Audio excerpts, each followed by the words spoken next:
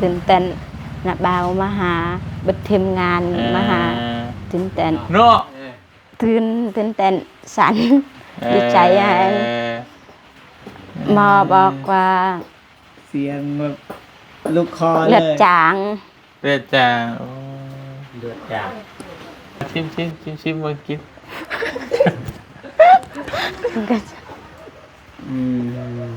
โอ้ยนะคาเท่วะคาเท่วะอะไรให้กินเจ้ากินอะไรกับป้อนน้องน้ำเจ้ากินน้ำเออ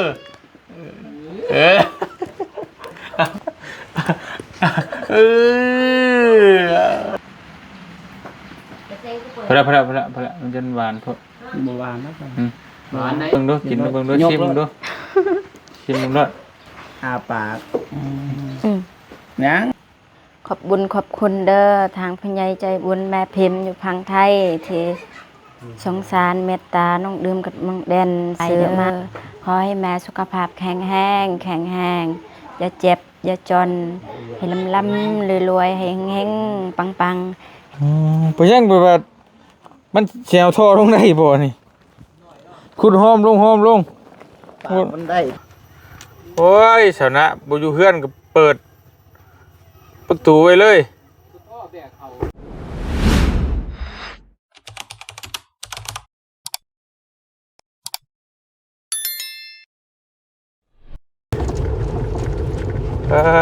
ทุกพี่น้องเลยบาดเปิดภาพมันกันเปิดสักขนาดเนาะดีแต่ว่าพลว่าให้พี่น้องเลยแต่คือเมื่อวานนี่พ่อเฮงโอ้เอาพี่น้องเลยเนาะ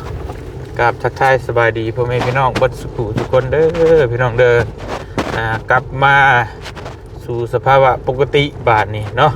สบายดีเด้อทั้งหลังเด้อทีมงานเราใต้ขาดประตูนผู้นึงจะมานอนหบตุ่มประหมอยู่ประจักษ์พี่น้องเลยบรรยากาศมันได้เนาะกะมาคบกันแล้วพี่น้องกำลังออกเดินทางบัดนี้ครับสิไปทางบ้านน้องเดิมในน้องสลีเน่พี่น้องเลยลักๆเข้าบ้านน้องสลีเพื่อเพราะว่าเฮ็ดเรือนเฮ็ดซ่านให้เราแต่ว่าเขาสิมาหาคนดังก่อนพี่น้องเลยคนดังเมืองท่าแตงเนาะสาวณนั่นเองพี่น้องเลยพอดีมีของฝากของต้อนมาให้เราอยู่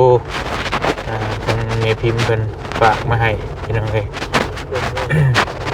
เห็นแล้วจมกินหอดอยู่โอ้ยว่าซั่นให้ห้องท้องแตกอยู่พี่น้องเลยครับหัวเตียงครับให้ว่างุ่มห้อยรถเพื่อนเจ้าหุ่นโอ้ยจากประทายคลิปให้เบิ่งนี่มาบ่ทันนั่งน้อยนึงไอ้บ่เป็นแต่ห้อยรถอยู่ห้อยรถยังอุ่นๆอยู่นะอะไรกันเนาะยังไม่เดียวนะโอ้ไม่บอกกูกับผ้าชอดรถจักรตามนี่บอกกูกับป๊บจ้อยก็ไปจอดเดินน้องเมียกันโดนเติบอยู่หรอกทันอยู่หรอกนะกระบะมันจะบ่ง่ายบ่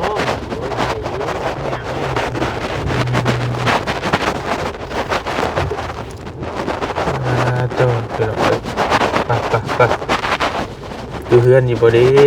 สาวนะคนดังนี่ยังไง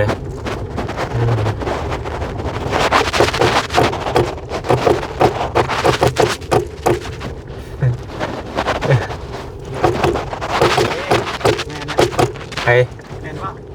บอกไปอันนี้ใส่คุบนี่ว้าวไปเบิ่งไป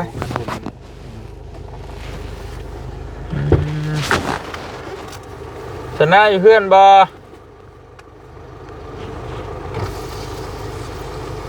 น่าอยู่อ่ะด้วยเอ้าอยู่เพื่อเปิดตู้ไว้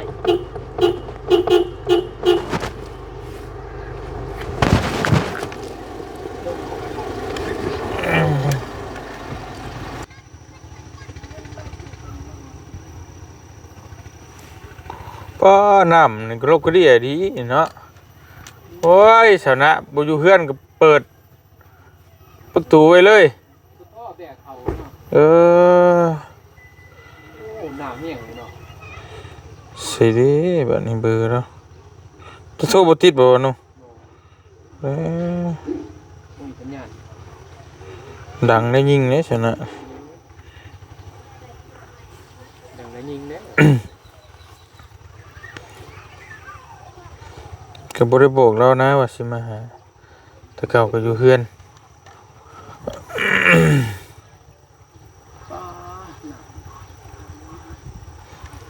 แป๊บนึงเด้อบ่เห็นพี่น้องเอ้ยโทรก็บ่ติดเนาะบ่อยู่จ้อยเข้าไปในเมืองโอ้โอ้ตลาดผู้ไปฉัน เฮ็ดนางไปทานบ่ ไปพี่น้องเห็นเนาะบ่เห็นน้องณะสิไปหาน้องเดิมก่อนบ้านนี้พี่น้องเห็นเนาะมาเจอทั้งเบาโกก็ถามข้าวก่อนเป็นได้เบาโกว่าหันคือว่าเป็นล่อท้ายรถฮุนไดบ่ ใช้คนรถใด โอ้ใครเน่นะบ่ตัวนี้ ใครแน่แล้ว ย่างขี่ม้าบ่ ยางไป ย่างว่างไฟชื่อบ่ ยางไป โอ้เราแถวบ้านเขานี่ย่างขี่ม้าหิ่งเด้ เสียกินเนาะ ใช่ย่างใบหนาดได้มีอยู่บ่ใบหนาดแทน มีอยู่ เออ ไปนานไปใช้ไข่ต้น อย่างแล้วสินะ สมุนไพร สมุนไพรชั้นเลิศ ยางแบบบ้านๆนะ กินวันปียัง ปีมี บีมี ปีบ่ได้ ป๊อด ปีมี ต้องเท่ดิ หายากได้บี แมวมันไล่โตมันยังบ่เห็นอยู่ จะไปเอาบีนมาใส่เนาะขนาดก็จะเห็นโตมันยังบ่มีนี่กระซื้อแล้วจะไปเอาบีมัน โอ้จะได้ไม่ใช่เนี่ย สมัยเด็กก่อนเลย ป๊อจะมันเอาไว้แบบใดมันใส่ ฮะ ใส่เซกระป๋องเนี่ย ใส่ถุงนี่ คมปะ ไว้ มุมมา นี่กันกับบีอันนี่เราเนี่ยเนาะ เคี้ยวเนาะ เขียวตอนนี้มันเอียงนะเอียง มันชิ้นนั่นเอง มันเป็นได้อันก่อนจะไปชนมันนั่นบ่มัน ยังแบบว่ายังล่มชายนะจอดอะไรรถแต่ว่าอยู่ในกระนอกมันมีกล้องนะ อันนี้จอดลมซ้ายแล้วลมซ้ายเลยยัดโทรศัพท์ใส่กระทุ้ง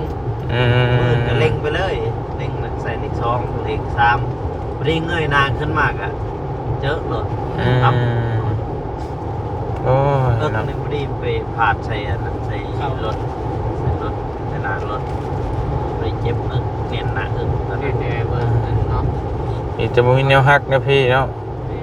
เข่งขาฮักเนี่ยบ่แห้งแล้ว เดินทางก็อยู่ที่นี่ ไปเอ็กซเรย์เบิ่งได้บ่ โดนไปเลย ข้างในบ่เป็นหยังเนาะ มันจะซ้ำไหน ซ้ำได้ บ่เป็นหยังที่จะซ้ำได้โอ้ก็สิฟังนี่เลย กระดูกก็ไปยัง เออ จะซ้ำไหน โอ้เออก ระดูกก็ไปยังจะซ้ำไหนนะไปเฉลี่ยลงไปซ้ำไหน ซ้ำในก็นักเติบได้บ่กูเอ้ยโอ้ เมื่อแต่สองไปนะไปยางมันไปยางไปพอดี2 คืน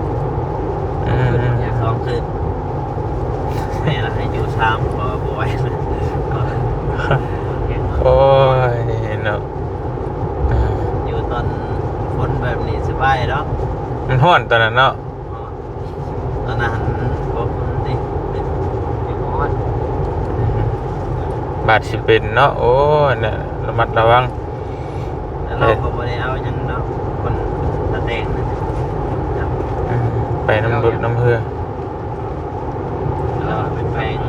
แปลงมันเนาะ เท่อยู่ ที่รับตา ตาแดง เขาเรียกอะ เรา ไร ก็ญาติเจ้าเนี่ยญาติเจ้าเป็นอย่างอื่น คนนึงตอนนั้นเต่งไปแล้วเนี่ยจะไปหัวบ่ได้เห็นเราก็ดีแต่ก็ไป เรากันนี่ เราญาติเจ้า ว้าว คำว่าเป็นนี่เราก็มันเว้ากันยาวอยู่เด้ เลย อืม พอจะได้กับขึ้นรถใหญ่เนี่ย อืม แต่ว่าเราแค่เดียวเอาไปตั้งแต่ว่าเดี๋ยวการขี่รถเนาะ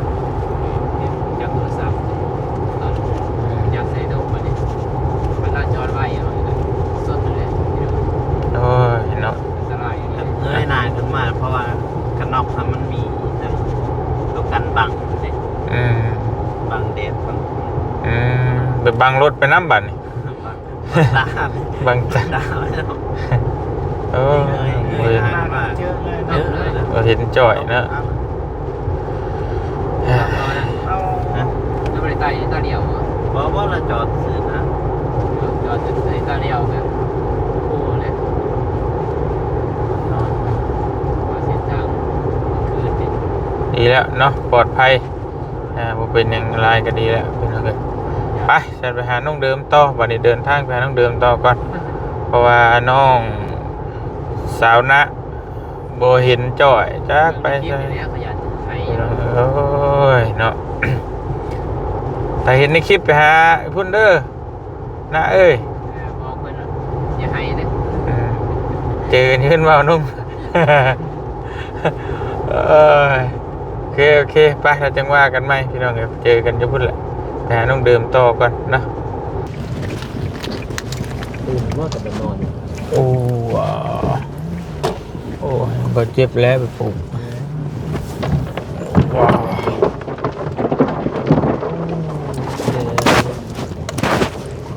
น้องเดิมน้องดิน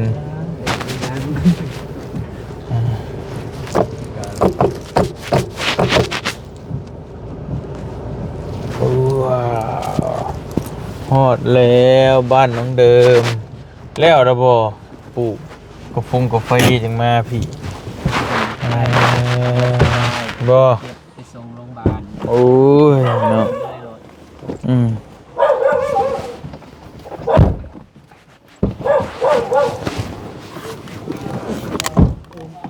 อยู่บ่น้องเดิมนี่เดิมเอ้ยปัดฮะอยู่บ่ น้องเดิมฮะเด็ก คือ ลูกบอกไปงานแต่งตาเลยดิ ไปให้อันนั้นบ่เจ็บอันนั้นดูเจ็บเว้ยห้องน้ำบ่นี่ไผขุดนี่ ไอ้คนหล่อ โอ้ ป้าน้องเดิมแต่งตัวพี่น้องนี่ดิมาแล้ว อ๋อขี้ดินกำลัง โอ้เป็นเพื่อนเด้อ ฮะพี่ลึกกี่ทีปอระวังเล็กน้อยหัวชักลงไปเห็นเด้ออันตรายเนี่ยนี่ไปยังไปแบบมันแฉวท่อลงได้บ่นี่ขุดห้อมลง ปากมันได้แต่ลง บ่ได้จินี่บ่ได้ต้องขุดออกอีกต้องเอาขนาดชำนี้ลงไปเลยมันใหญ่อยู่ที่โถนะบ่ได้ รอเนี่ยขุดไม้ได้บาทบ่ได้จ้างเลย บ่ อยากให้เท่าไรก็เอาเพิ่นว่า จะพอแล้วแต่เฮ็ดตามใจแล้วเลยให้เท่าไหร่เก่า แล้วก็เฮ็ดบ่งามแน่นะก็หยอกอยู่เลย เออ แต่ยังทันแป้ง โธ่เป็นอะไรสบายดี สบายดีเด้อนักบ่าว เอ ส อบ ายดีทุกคนสบายดีเด้อพ่อแม่พี่น้องพี่ใหญ่ใจบุญทุกท่านสบายดีFC พังไทยพังลาวต่างประเทศในบ้านสบายดีบัดทุกคนเด้อสบายดี เป็นได้บางหันคือว่าได้ยินว่าเขาห้องแพทย์ห้องหมอเช่าแหละ ขึ้นทั้งงาน หวันใจพาไปเช่าอยู่ดอกให้มาเอาขึ้นไปถ่ายก็ได้เอานี่ไปให้ก่อน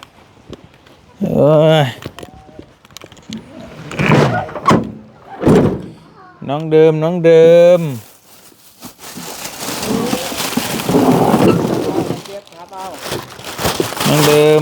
ไอ้เจ็บเอาไปให้น้องเดิมนี่มีแต่เนี้ยบำรุงเจ็บให้น้องเดิมโอเคปอด มันนักได้อ่ะ นักกับเพื่อน้องเดิมด้วย น้องมันสิรัก เพื่อคนที่คนรักถือซอยแล้วนี่ ทำได้ให้สบายเก็บ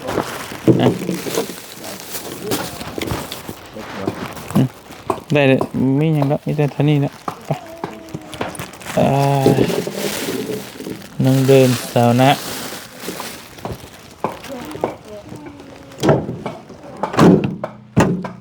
ไปโอ้แกะออกเลย พี่น้องเลย ลมแห้ง ฮะ ลมแห้ง เถอะ โอ้มาใส่ลมมันแห้งน้องเพิ่นว่า บ่เป็นหยังบ่เป็นหยังแล้วก็จังอันนั้นใช้ไม้ก็ได้พี่น้องเลยมาไอ้เจ็บนั่งลงไอ้เจ็บ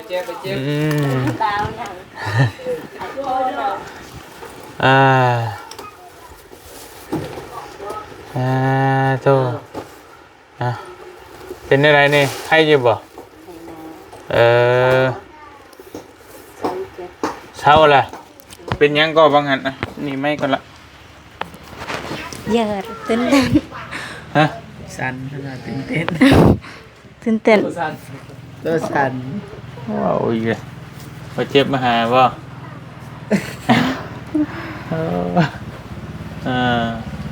ตื่นเต้นนะบ่าวมาหา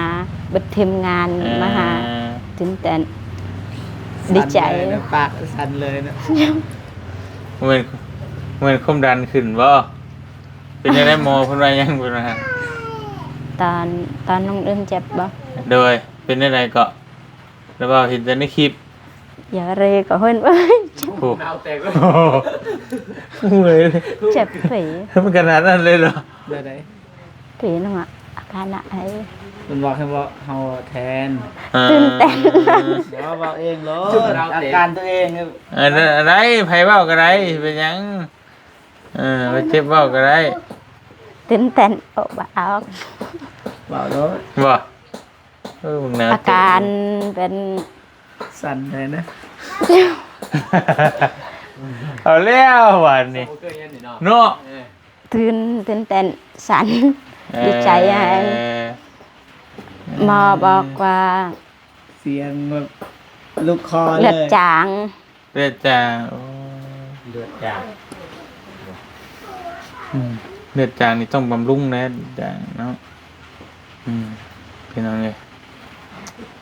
ในการยังอีก สุขภาพบ่แข็งแรงอ่อนเพลียมาเพื่อ เฮ็ดเวียกหนักหลายไปเฮ็ดช่องวายนะคือเห็นนั่นแหละ สุขภาพบ่แข็งแรง บ่ได้เฮ็ดหนักแต่ว่าน้องดื่มบ่แข็งแรง ก็หนักเลยสำหรับน้องฮะ เพราะว่าคือได้ยินว่าระเบ้าเบิ่งในคลิปมันคือว่าหยังความดันตกใช่บ่ ความดันต่ำ ความดันต่ำ โดย ตัวนั่นแหละความดันต้านมันก็บ่ดีนะต้องบำรุงเพราะว่าเบาเตียงเห็นตั้งแต่มาหาน้องเพิ่นแต่แรกๆก็เบิ่งการกินนั่นแหละพี่น้องก็กินข้าวกินน้ำก็จำแจ่วน่ะมาพริกพงๆน่ะก็บ่ได้กินกับ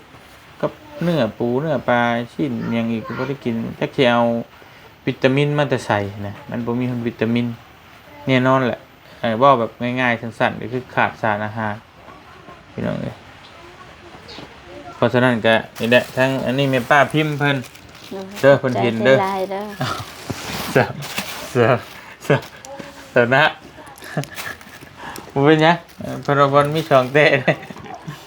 เอาถุงออกเราถุงเชื่อมเด้เอาถุงออก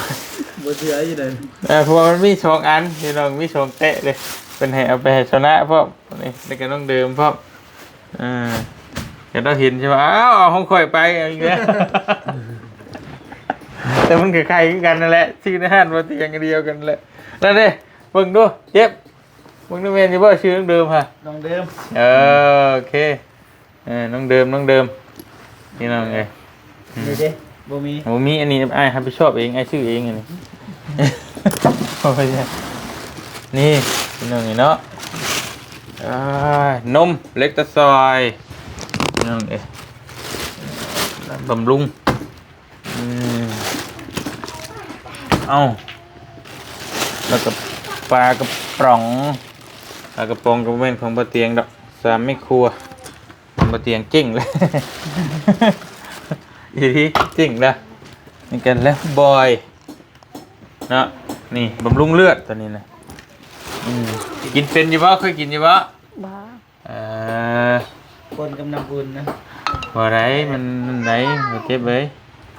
แต่ว่าแต่ปากเปล่าบ่ได้มันต้องสาธิตน้ำนี่นมนี่ก็มีเหือมีหิ้งนี่ แกะดูบ่เจ็บเว้ยแกะเบิ่งให้น้องเพิ่นกินนั่นแหละว้าว อ๋อบ่ตัวนี้นะ มาแล้วจังว่าตำราแล้วจังตามหลังนี่ตัวมันง่ายเอาตัวนั้นก่อน เอาตัวมันง่ายๆให้ก่อนนี่มันต้องผสมนั่นผสมนี่ นั่นก็ปอนให้เด้ต้น ว่าก็เห็นอยู่หรอกในห้องหมอก็ยังบ่เว้นแล้วว่ะไหวพยาบาลว่าว่ะ บานหมดเนาะ เพลงเนี่ยเพิ่นสิให้หมดขึ้นห้องหมอโอ้ยเอากินสิได้มีแฮงบำรุงเด้อฮักขึ้นนี่ฮักขึ้นโอเค ขอบใจหลายๆเด้อไอ้เจ็บ ชิมมากิน ก็จะ โอ้ยนะผมมีการช่องตากันอีกเอาอีกกินอีกกินนี่ให้กินอะไร กินเบิดแล้ว อย่าไปพูดใช่ไหมว่าเต็มหน้าหรือเปล่าไม่ได้ดิ ขึ้นมาเทียบเลยเนาะ ไอ้บาทนึง เดี๋ยวไอ้ถามเนี่ยให้บะจิ๊บกินน้องก็ได้บ่ ได้ คือว่า เนี่ย ให้จะกินน้องเอ้ยกินแล้วมึงฮักแท้วะฮักแท้วะอะไรให้กิน เจ้ากินอะไรกับป้อนน้องน้ำเจ้ากินน้ำ กอเดียว กองเดียวนี่แล้วกินเอากินน้ำกันดิ กินน้ำกัน กินน้ำกัน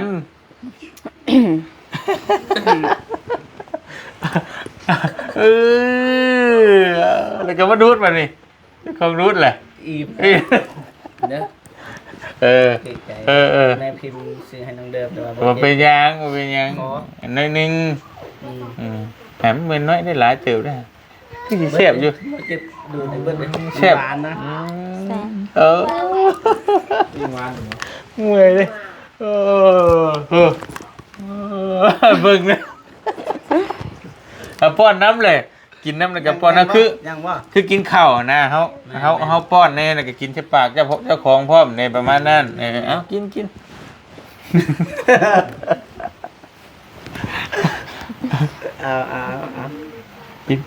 ยากเลยเบาเจ็บเจ็บแบบนี้เนาะแบบนี้แหละเอาเลยได้แล้ว กินได้ไรกินได้บำรุง เชื่อมากเลยพอแล้วพอเป็นยังไง แซ่บ ตัวนี้เคยกินยังบ่แท้ ตัวนี้ เด้อ บ่ เคยบ่อันนี้น้ำขวดทำมาไม่ใช่เจ็บ กับน้ำอุ่นได้เป็นสุด หมอบุญก็ได้บุญบ่ยังก็ได้ไปเอาน้ำก็ไปไรก้นแบบกูนี่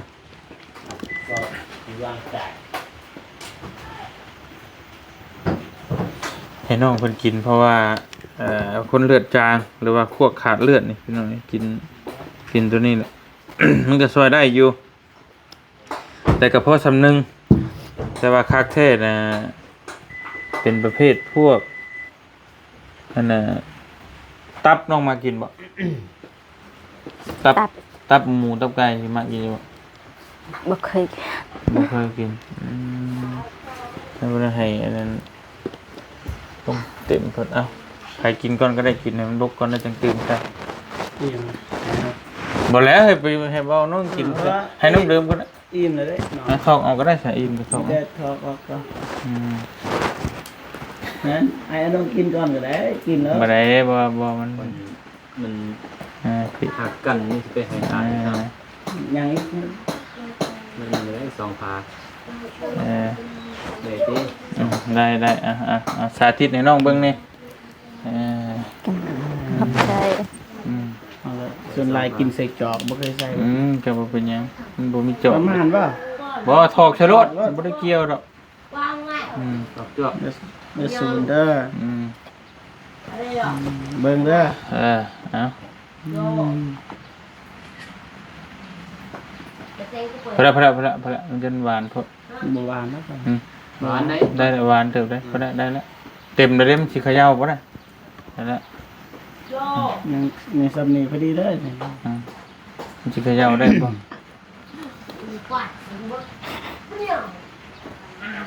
ยิงเยอะยิงร้อยเอามันเต็มไอ้เว้าอยู่ดิเต็มเขย่าเนี่ย ก้อนที่เก็บกินก้อนเป็นอะไรจังหวะ ก็ให้อันนี้ก่อนเขย่าให้มันเข้ากันก่อนชิมเบิ่งแล้วก็ให้น้องมันกิน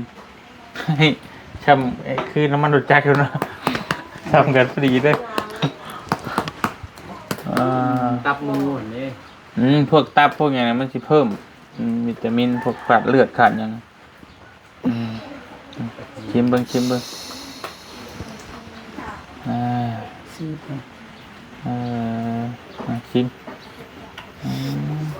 วานละยังบ่มี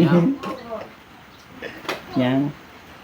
กินได้ที่มันก็กินอีกไงน้องกินอีกเนี่ยมันชันบ่ได้นะชันบ่ได้นะแต่ให้มันลงพี่เฮาชันจะว่าเฮาเขย่ากินซ้ำนี่ก็ได้ให้มันลองสิใส่อันนี้กินเบิ่งดูกินเบิ่งดูชิมดูชิมดู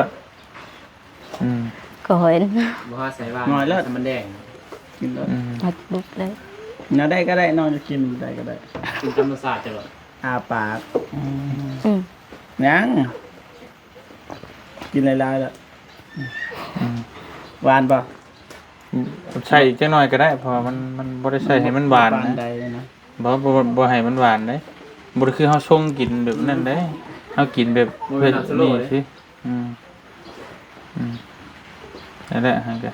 หวานหลายจะมันเฮากินต่อเนื่องหวานๆหลายนะมันสิเป็นบัดเด้อันนี้เฮากินแบบกินแทนน้ำจะยาวบัดนี้ใช้น้ำอุ่นๆก็ได้ต้มอุ่นแต่อันนี้ให้ชาทิศในเบิ่งชื่อน้ำอุ่นแล้วก็ชงใส่จอกก็ได้เป็นหยังก็ได้นะเอาน้ำมาใส่จอกแล้วก็หยินนี่ลงแล้วก็คนกินเช้ากินตลอดเลยก็ได้นี่เอาไว้กินแทนน้ำแหละคนเลือดจางคนขาดเลือดกินข้าวกินน้ำดับเบิ้ลมันนี่กินแล้วได้ยังกินเนาะซื้อไข่แหละอ๋อบ่ทันเนาะระบามาช้าโพดมีเงินซื้อนะโอ้เราก็ไปปลูกมันปลูกหยังดูเงินไอเจ็บให้เมื่อวานเงินเจ็บเอาให้ใจดีเนาะไอเจ็บเนาะมาส่งแล้วก็ยังเอาเงินให้พ่อบ่พาไปห้องหมอพ่อพี่น้องเอ้ยดีป่ะ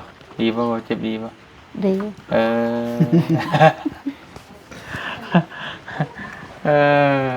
หายากได้คนแบบนี้เนาะเนี่ยดูได้ดีขนาดนั้นนี่เจ้าของต้องทดลองมึงก่อนอีกผ่านหรือบ่ผ่านเนาะ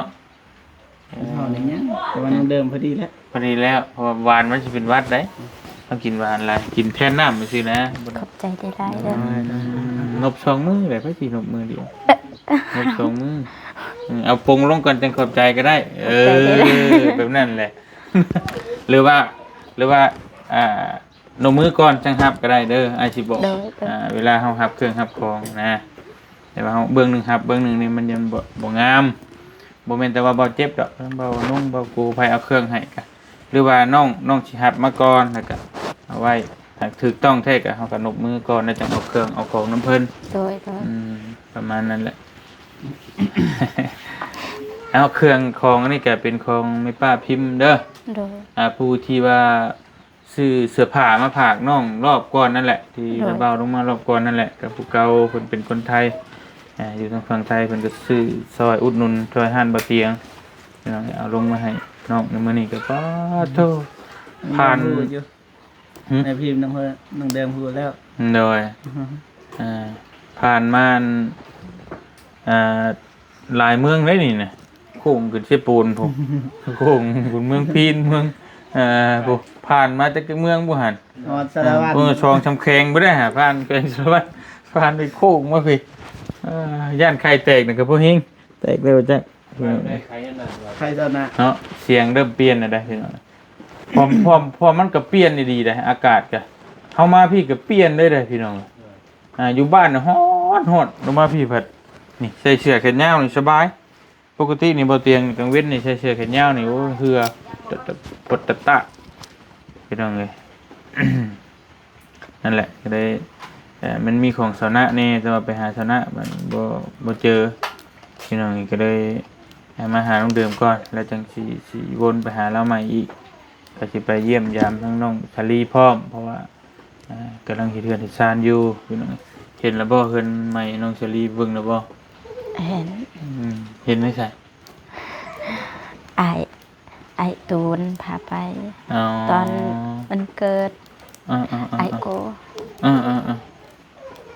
วันเกิดในโกเมื่อไรไอโกวันเกิดกัน คนที่จะเป่าเค้กอยู่พุ่นเลย ผิดแล้วเบาตื่นเฮ็ดผิดแล้ว อืม บ่ครอบบ่เจ็บเด้ เนอมันก็ ผิดแล้ว บริครอบบ่ฮะบริครอบบ่ไป ลอยไป อ๋อจอบลอยเลย มันก็บ่จะคักปานไหนเนาะ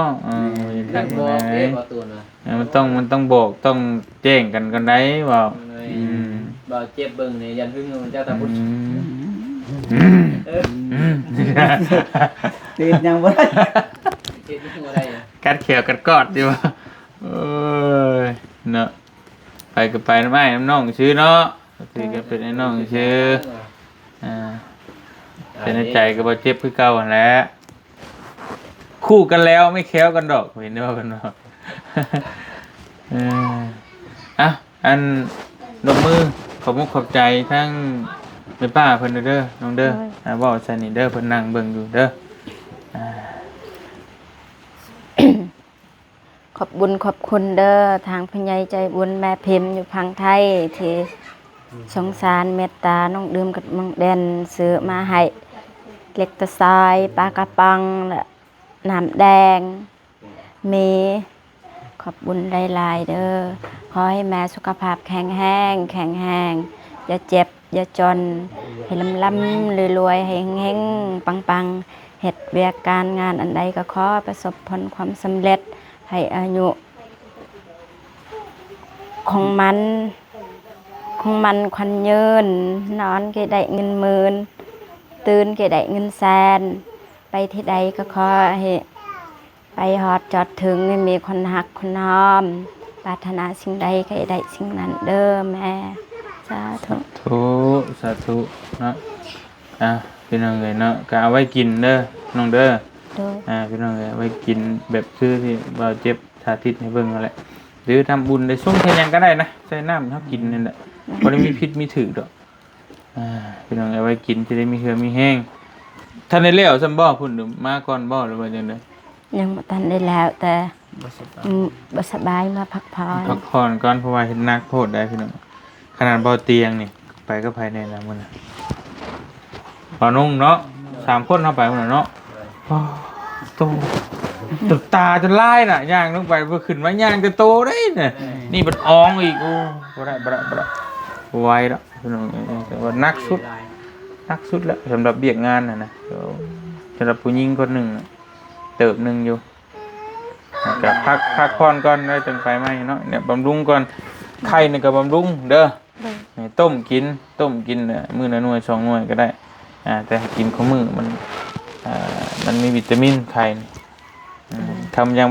หามาได้กันน้ำมันนี่หาได้อยู่ว่ามะกล้วยไข่กับมะกล้วยนี่มีวิตามินอย่ามองข้ามนะมะกล้วยสุกเท่านี้ก็แต่บ่ให้มันสุกหลายสุกพอดีเพิ่มนิดนึงก็ได้แต่สุกหลายแล้วมันหวานโพดแล้วมันก็ มันจะมีแต่น้ำตาลกินอะไรบ่เตียงกินอะไรก็เจ็บคอแค่นั้นแหละแซ่น้องไปใช่จ้ะ ไปไทยนา ไปใช่นะอ๋อน้องเด่นบ่เห็นพี่น้องเอ้ยคือว่าห้องน้ำไผเฮ็ดห้องน้ำให้บ่เจ็บบ่อืมงบหยังพอละบ่หรือว่าจังได๋ด้วย ยัง เฮ็ดไปเรื่อยๆสิบ่ คอยเฮ็ด อันสร้างแล้วหาแล้ว ยัง ยังบ่มีหยังเลย ยัง ขุดคุมไว้ แม่ แล้วก็จัง ซื้อปอกซื้อ สิทอมาใช้เบิ่ง แม่ อืมเฮ็ดแบบเสาบ่หรือบ่มีเสา เซา อืมแต่มันเยอะมาได้อยู่พี่แถวพี่เฮ็ดแบบบ่มีเสาเพิ่นเฮ็ดบ่เป็นหรอกเนาะมีคนเฮ็ดอยู่บ่แถวนี้ ยัง เห็นว่ามีเสาเลยนะไอ้แดงนี่ แถวบ้านก็เฮ็ดแบบบ่มีเสาได้ คัดเลยพอคัดเลย คัดกันขึ้นไปเลย มาเติมเลยก็เทเอา อืม เททับ เท นี่ก็บ่ฮู้ว่าสิเฮ็ดแบบใดนั่นนี่ ฮะ ปรึกษาน้ำอ้ายน้องว่าขุดเพิ่มอีกเฮ็ดบ่อระบายน้ำ มันเฮ็ดแบบใดก็มันได้เบิดแล้วแต่อยู่ในงบเฮาแล้ว แม่ พอมาเฮ็ดเฮงคักแนะนำให้คักมันก็ต้องใช้งบหลาย มันก็ เอาเรื่องมันคักมันก็งบมาแล้วบ่ต่ำกว่า20,000กว่าบาทผู้ใดต่ำๆอะนะแต่ว่าเรื่องห้องน้ำมาตรฐานใดทั้งค่าสร้างค่าหยังน้องมีเท่าไหร่จ้ะ 5 ล้านปลาย เงินบ่ฮอดหมื่นจ้ะ ก็สิได้แบบประหยัดเอาก็ได้เอาก็หาคนมานั่นนี่แล้วก็เฮ็ดช่วยกันแน่ เฮ็ กั ด น ซอยกันคิดว่า ตามว่านั่นตามเฮาเฮ็ดได้หั้นแหล้วเพราะมันก็มีเกรดเด้คือน้องก็ฮู้อยู่ดอก โดย มันชักโครกมันก็มีหลายเกรดแม่นบ่ล่ะอันนั้นแพงเฮาก็เอาตัวแพงอันนี้ช่างกะซีก็มีหลายเกรดมันก็หลายอย่างเด้เฮาก็ตามงบอีกนั้นบ่พอก็เอาพาไม้กระแตะมาอ้อมให้ก็ได้เร็ว โดย นี่ก็สิเล่นเข้าป่า เอามันก็ทำงบมาเลยเลยยังบ่ได้คือนี่กะคือเฮามันนั่นเท่กะดินบล็อกมาก่อขึ้นเฮาก็บ่โบกก็ได้บ่ฉาบก็ได้มันสมมุติว่ามันบ่มีเด้มันเบิดเด้มีแต่ เที่ยวมี อ้อมก็อ้อมไว้มีใส่ประตูแล้วก็หลังคาก็ได้แล้ว บ่โบกแต่มีงบจัง แม่นนะครับมันมีงบก็จังโบกคือบ่พื้นมันนั่นน่ะ โดย เพราะมันต้องว่าหลายอย่างนะเห็นน้องเอาขึ้นในปกคลิปหันโอ้โต 30,000ที่กูบาทบ่ได้น่ะกันต่ำน่ะถ้าเป็นแบบนั้นเลยได้กลัวอีกไอ้ว่าแล้วน้อยๆหักแพงนะนี่นะ คันสิเว้าเรื่องงามก็จะได้งาม นั่นแหละ อยากได้แนวปรับน้ำอีก แต่ต้องเบิ่งด้วยความเป็นจริงเด้ แม่น เฮาเรื่องมันอยากได้นี่มันก็อยากได้คักๆนั่นแหละผู้ใดก็ได้แต่ว่าต้องเบิ่งด้วยความเป็นจริงที่งบเฮาตรงนี้มันเฮามีหรือบ่แค่นั้นแหละเฮ็ดจังได๋ซะมันบ่มีก็เอาตามพอ มีเงิน อ้อมบ่ให้คนเห็นก็เฮ็ดได้เนาะประตูอีกบัดนี้ประตูก็คำมันมีก็อัพขึ้นไปอีกแบบนี้แล้วคำว่ามันบ่มีก็เอาสังกะสีตอกตึ้งมันก็ตามสภาพมันแล้วเนาะเฮ็ดได้ซั่นน่ะ ตัวเรียนน่ะนะ ถ้ามีงบก็เอาตัวสำเร็จรูปมาเลย ตัวเป็นพลาสติกหั่นเด้ โดย สำเร็จรูปมันก็ซบปั๊บให้รถ แม่ ง่าย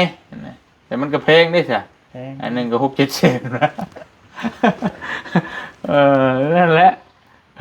โดยเดียมเนาะ ไม่อันบ่แม่นเป็นพลาสติกพลาสติก พลา นะ สติกกันนะ พลาสติกเป็นยางนั่นแหละ แม่น มันมีทั้งวงกบมีทั้งหยังได้ล่ะครบมาเลยนะบ่าวนง โอ้มาใส่เลย มาแล้วก็ซบปั๊บเขาแล้วก็มีแต่เอา น่าใจ แม่นยิงตวดใส่แล้วก็ใส่เลย แล้วก็มันข้อดีของมันคือมันบ่ดอก โอเคบ่ดอก แม่นแต่ว่าถ้าเอาไม้นี่มันยังดอกได้ของน้ำตีนมันนี่เขียนเบิดเหิงไปหลายปีอันนี้ตัวนี้มันดีแต่อยู่ไทยมันใช่แบบนั้นเบิดล่าสุดกับบ่เตียงชื่อไม่ไอ้อาจนั่นเด้นั่นเฮ็ดของน้ำแล้วก็แบบนั้นแต่อยู่พุ่นน่ะประมัน700,000ปลายแต่อยู่พี่น่ะ1,000 กว่าบาทนะอันนึงน่ะแต่อยู่แต่อยู่พี่มันฮู้สิเท่าใด ต้องแพงนะมันอยู่ใต้นี่ เอามายากเนาะ โดน พี่น้องเอ้ยโอเคไป้าชาเดี๋ยวจังว่ากันเนาะทั้งน้องเดิมกับพักผ่อนซะทั้งบ่เตียงก็สิเดินทางไปทั้งบ้านน้องสาลีต่อไปเบิ่งเพิ่นซานล้าน8น้องเพิ่นก่อนพี่น้องเอ้ย เดินทางปลอดภัยเด้อ โดย ไปที่ใดไปฮอดจดถึงมีคนหักคนหอมขอให้สุขภาพแข็งแรงให้ลำรวยๆเด้อ โด ขอย บใจที่ซื้อ ข้าวจีมาให้น้องเดิมเด้อ โด ขอบ ย ใจได้หลาย สาธุอ่า นี่อังกีนะ ฮะเนาะเอาขอบใจแล้วนี่แล้วป้อนหั่น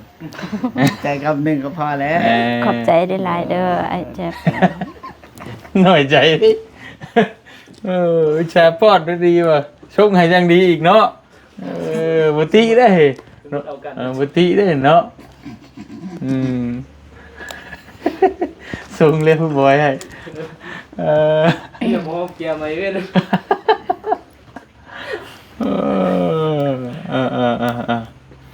ะเขาซื้อเนี่ยกินชุบอยู่ได้กินนี่แต่ไม่ถุงหนึ่งตัว3ถุงก็ได้ลาบไก่มาเตียงซื้อลาบไก่มาพี่น้องอย่าลืมเลยมีแต่ต้มกินตัวนี้ละน้องเลยแล้วกับกินกับลวกพักนี่แต่ตัวนี้มันก็มีอยู่อันนี้พี่น้องปลากระป๋องนี่กระดูกปลามันสิได้ด้านแคลเซียมเกี่ยวกับบำรุงกระดูกให้แข็งแรงกับนมแหละแต่มีนี่ว่ากันตามตรงเลยมาม่านะมันก็บ่มีประโยชน์ดอกบ่มีประโยชน์หยังเลยเป็นแป้ง แต่ว่ามันง่าย แต่ว่ามัน บ่มีนักกิน แต่ว่ามันแซ่บ ฮู้ว่ามันบ่มีประโยชน์แต่ว่ามันแซ่บบ่เตียงก็กินนะพี่น้องแต่ว่าถ้าสิมันก็เข้ากันเนาะเข้ากันกับไข่นี่กินนี่มันแซ่บพี่น้องเอ้ยเนาะอันนี้ขัวไก่แล้วก็ลาบไก่เด้อตะเบาซื้ออยู่ ใจ ทาง ได้ เข้า หลายเด้อ โดยเอาไว้กินเอาไว้เจ็บบ่แกะชูบ่เจ็บกินก็ได้ฮะนั่นแหละพี่น้องเนาะแต่ว่ามีรุ่นนี้เนี่ยแซ่บเบาเตียงก็มักกินถ้าใช้มันมีประโยชน์นะต้องพักหยังก็ได้เด้อ โดย วิธีกินกินต้มหยังกับเราต้องหาพักมาใช้ละลายแล้วก็เอาไข่ใส่น้ำนั่นคือได้ประโยชน์นี่เว้าเรื่องประโยชน์นะพี่น้องเขาได้ประโยชน์รับประโยชน์ว่าในน้ำให้น้องเพิ่นในตัวนี้แต่ว่ามีนะมันกับบ่มีหยังมีแต่แป้งแต่ว่าเป็นของที่ประจำครอบครัวบ่เตียงก็มักกินอันนี้ก็ได้มันแซ่บฮู้อยู่ว่ามันอันนี้แต่มันแซ่บแล้วเราก็ต้องใส่ไข่ใส่หยังใส่ผักก็แซ่บกินกับข้าวไปแล้วเนาะบ่เตียงก็มักกินจะได้ก็ขอบบุญขอบคุณขอมุกขอบใจหลายๆทางพิมพ์ที่ยังบ่ป้าบ่ทิ่มทางน้องๆเพิ่นเนาะที่ยังคิดเห็นอยู่ก็ซื้อเครื่องซื้อของมาให้พี่น้องจนตั้งแต่ก่อนที่เทือนแล้วก็จนฮอดที่เทือนแล้วนอกจากนั้นก็ขอขอบคุณขอบคุณขอมุกขอบใจหลายๆขออยู่ดีมีแฮงเบิดครอบเบิดครัวเด้อทางพิมพ์เนาะบ่ว่าเศรษฐกิจการงานใดก็ขอให้เจริญรุ่งเรืองหน้าที่การงานนอนรับก็ขอให้ได้เงินหมื่นนอนตื่นก็ขอให้ได้เงินแสนแบนมือมาขอได้แก้วมานิโสดโทษให้อย่าให้มาพานมันให้อย่าให้มาเบียดและขี้เดียดจังไรก็อย่าให้มีมาใกล้เด้อบ่ว่าเศรษฐกิจการงานใดๆก็ขอให้เจริญรุ่งเรืองในหน้าที่การงานนั้นๆตลอดปีและตลอดไปเนาะสาธุมุกขอบใจหลายๆมาฮอดจอดเทิงเรียบร้อยพี่น้องเอ้ยลาวใต้เฮาก็ได้มาก็ครึ้มผ้าครึ้มพลแต่ว่ามันก็บ่ตกหนักปานใดมื้อนี้ก็โอเคอยู่พี่น้องเอ้ยมันครึ้ม ท้องวาย เบามัน มันครึ้มแต่ว่ามันก็บ่ลิ้นซะเมื่อวานนี่บ่เตียงขับรถมาพี่น้องเอ้ยตั้งแต่ตอนเช้าพุ่นแหละตอนเที่ยงพุ่นแหละก็คอยรอมาก็ตกแท้ตกว่าได้ฮอดพี่ทับตกเลยพี่น้องเอ้ยแบบบ่วายเลยนะโอ้